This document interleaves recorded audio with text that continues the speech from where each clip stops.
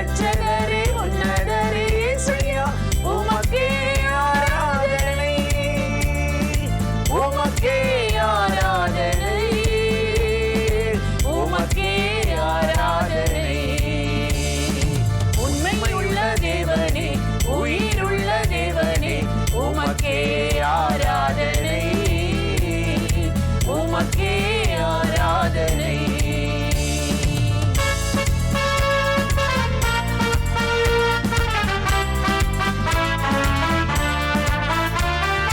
தூயாதி தூயவரே துணிகளின் பாத்திரரே தேடி வந்து மீட்டவரே உம்மை புகழ்ந்து ஆராதிப்பே தூயாதி தூயவரே துணிகளின் பாத்திரரே தேடி வந்து மீட்டவரே உம்மை புகழ்ந்து ஆராதிப்பே உண்மையுள்ள தேவனே உயிருள்ள தேவனே உமக்கே ஆராதனை உமக்கே ஆராதனை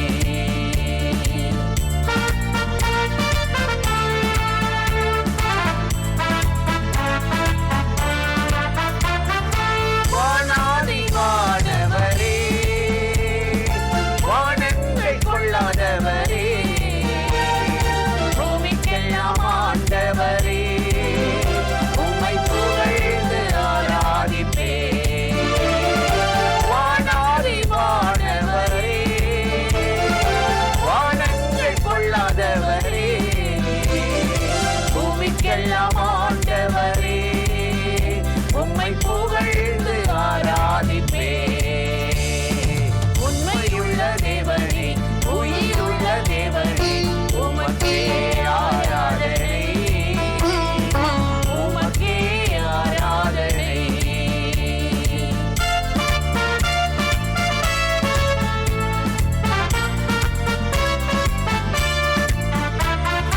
ராஜாதி ராஜனீரே தேவாதி தேவன் நீரே கர்த்தாதி கர்த்தனீரே உம்மை புகழ்ந்து ஆராதிப்பே ராஜாதி ராஜனீரே தேவாதி தேவன் நீரே கர்த்தாதி கர்த்தனீரே உம்மை புகழ்ந்து ஆராதிப்பே உண்மையுள்ள தேவனே உயிருள்ள தேவனே உமக்கே ஆராதனை உமக்கே ஆராதனை உண்மையுள்ள தேவனே உயிருள்ள தேவனே உமக்கே ஆராதனை உமக்கே ஆராதனை.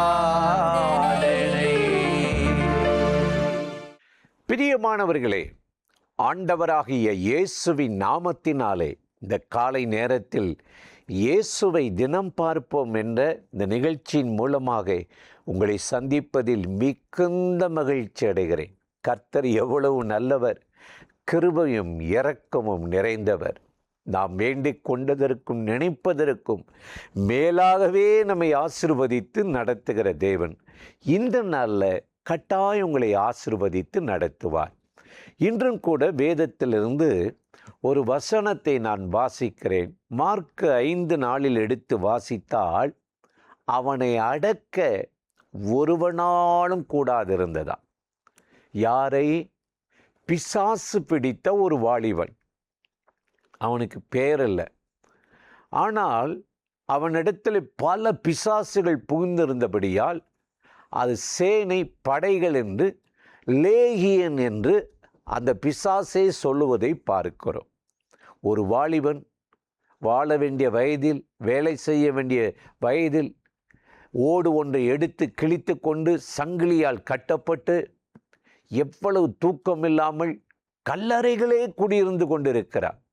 அவனை அடக்கிறதுக்கு எவ்வளவோ வழி, எங்கெங்கேயோ யார் யார்கிட்டையோ மருத்துவ நிபுணர்கிட்டையோ சொல்லுவாங்கள, சாமிக்கும் பாரு பேய்க்கும் பாரு மாதிரி போய் பார்த்து ஒன்றும் நடக்கலை. ஆனால் இயேசு அவன் வாழ்க்கையிலே சந்தித்த போது அந்த அடங்காமல் தூங்காமல் வாழ்ந்த அவனுக்கு ஒரு விமோச்சனம் வந்தது, ஒரு விடுதலை வந்தது. அவன் புத்தி தெளிந்து நிதானம் அடைந்து இயேசுவின் பாதத்தில் உட்கார்ந்து அவரை பின்பற்றுகிற சீசனாக மாறினானா. எனக்கு அருமையான சகோதர சகோதரிகளே, இன்னைக்கு ஒரு மனுஷனுடைய வாழ்க்கையில் பலவிதமான பிரச்சனைகள், கொந்தளிப்புகள். ஒரு மனுஷன் நல்லா இருக்கணும், நல்ல ஒரு குடும்பத்தை நடத்தணும், வேலையை செய்யணும், வருமானம் நல்லா இருக்கணும், வியாதி இல்லாமல் இருக்கணும்னா அவன் மனசில், இருதயத்தில், ஆத்மாவில் முதல்ல ஒரு சமாதானம் வேணும். இந்த சமாதானம் இல்லைன்னு வைங்களே, கொந்தளிக்க ஆரம்பிச்சிடும், பரபரப்பாக இருக்கும், எப்போ பார்த்தாலும் டென்ஷன், எதுக்கெடுத்தாலும் கோபம், ஒரு நிதானம் இருக்காது, தூங்க கூட முடியாது, யாரையாவது குறை சொல்லி குற்றப்படுத்திகிட்டே இருப்போம்.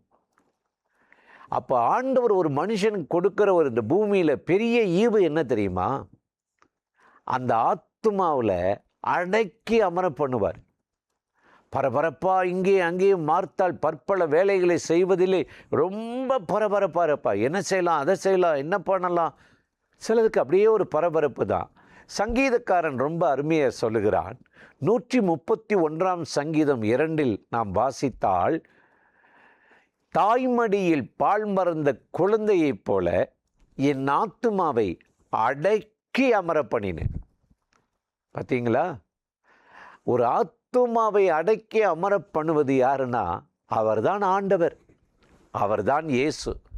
காலையில் எழுந்து அவருடைய சமூகத்தில் போய் நின்று நாம் ஜெபிக்கணும், கூப்பிடணும், அப்பா பிதாவே என்று கூப்பிடணும். அப்படி கூப்பிட்டு ஜெபம் பண்ணிங்கன்னா உங்கள் ஆத்துமா அவருக்குள் ஒரு சமாதானத்தில் இளைப்பார். அதனால தான் அப்போஸ்தலனாகிய பவுல் அவனுக்கு விரோதமாக எத்தனையோ பேர் அவரை கொல்லவும் அழிக்கவும் கல்லால் எரியவும் அவரை அவமானப்படுத்தவும் எவ்வளோ முயற்சி பண்ணாங்க. ஆனால் இந்த மனுஷன் எதை பற்றியும் கவலைப்படாமல் டென்ஷன் ஆகாமல் பிலிப்பியர் 4:7 சொல்கிறாரு. என்ன சொல்கிறாரு தெரியுமா? எல்லா புத்திக்கும் மேலான தேவ சமாதானம் உங்கள் சிந்தையையும் உங்கள் இருதயத்தையும் ஆண்டு கொள்வதாக. உங்கள் சிந்தையையும் இருதயத்தையும் எல்லா புத்திக்கும் மேலான தேவ சமாதானம் அடக்கி ஆண்டு கொள்வதாக என்று சொல்ல.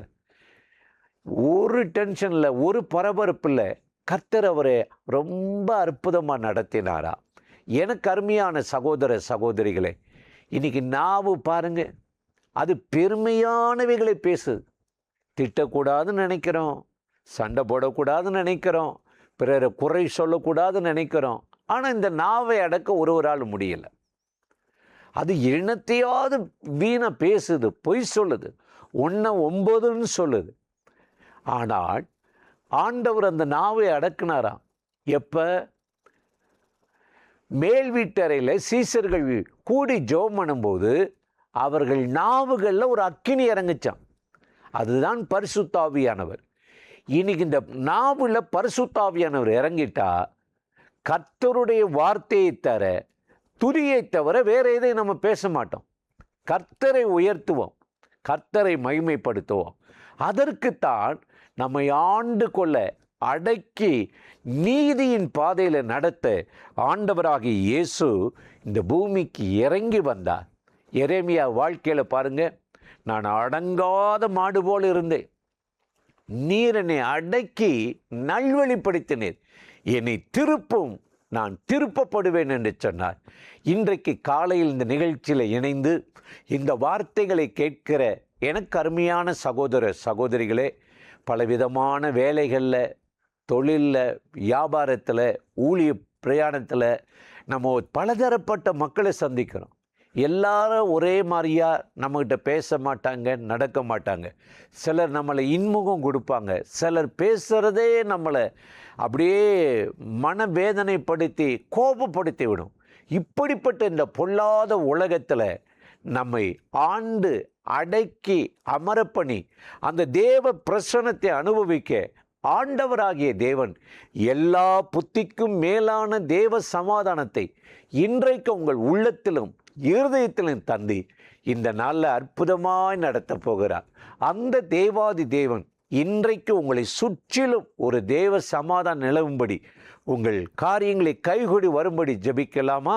அன்பும் இரக்கமும் கிருபையும் நிறைந்த நல்ல ஆண்டவரே, இந்த ஆசீர்வதிக்கப்பட்ட நாளுக்காக, நேரத்துக்காக, கிருபை இரக்கங்களுக்காக உமக்கு நன்றி செலுத்துகிறோம். இப்பொழுது யாரெல்லாம் இந்த நிகழ்ச்சியில் இணைந்து இந்த வார்த்தைகளை கேட்கிறார்களோ, எல்லா புத்திக்கும் மேலான தேவ சமாதானம் அவங்கள் சிந்தையையும் இருதயத்தையும் செய்கிற வேளையிலும் கூட இருந்து நடத்துவதாக, சுற்றிலும் சமாதானம் நிலவட்டும், பாதுகாத்தருளும்.